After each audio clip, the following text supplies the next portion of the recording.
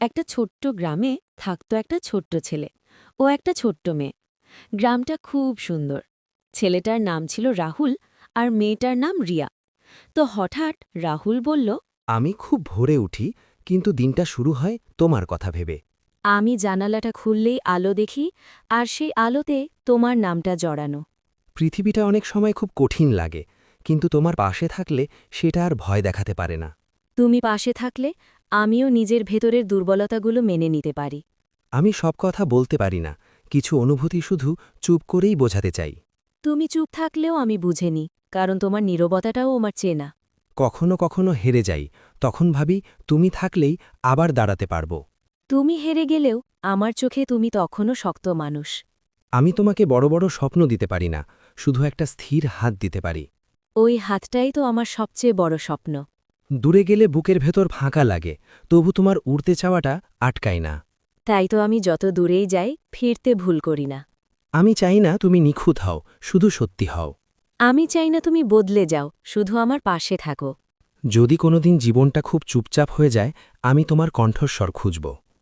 আর আমি তখন তোমার নাম ধরে ডাকব, যেমন সবসময় ডাকি। পথটা লম্বা, হয়তো ক্লান্তিও আসবে। ক্লান্ত হলে বসব, কিন্তু আলাদা হব না।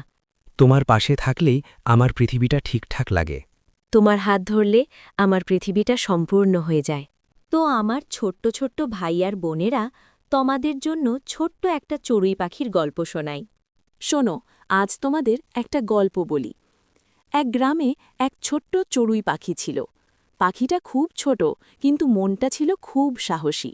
ঝড় আসলে সব পাখি লুকিয়ে পড়ত, কিন্তু এই চড়ুইটা তার ছানাদের ডানা দিয়ে আগলে রাখত। একদিন ঝড়ের রাতে সবাই ভয় পেয়েছিল।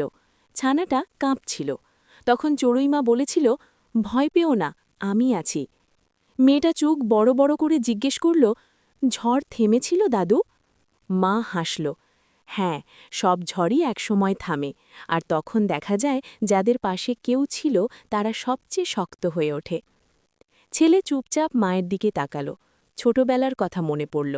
সেও তো এমনভাবেই মায়ের পাশে নিজেকে নিরাপদ মনে করত। মা ধীরে ধীরে বলল, জানো, মা হওয়া মানে শুধু জন্ম দেওয়া না, মা হওয়া মানে ঝড়ের রাতে পাশে থাকা। মেয়েটা চোখ বন্ধ করে বলল, আমি বড় হলে বাবাকে আগলে রাখব। ছেলে হাসল, চোখ ভিজে গেল। মা গল্প শেষ করে ফিসফিস করে বলল, এইভাবেই ভালোবাসা প্রজন্ম থেকে প্রজন্মে যায়। ঘরের আলোম নিভে গেল, কিন্তু মায়ের গল্পটা রয়ে গেল, উষ্ণ, নিরাপদ, চিরকালের মতো। তো আমার ছোট্ট বন্ধুরা, কেমন লাগলো আমাদের এই ছোট্ট গল্পটা? নতুন হলে চ্যানেলটা সাবস্ক্রাইব করে রাখবেন পরবর্তী ভিডিও পাওয়ার জন্য। ধন্যবাদ।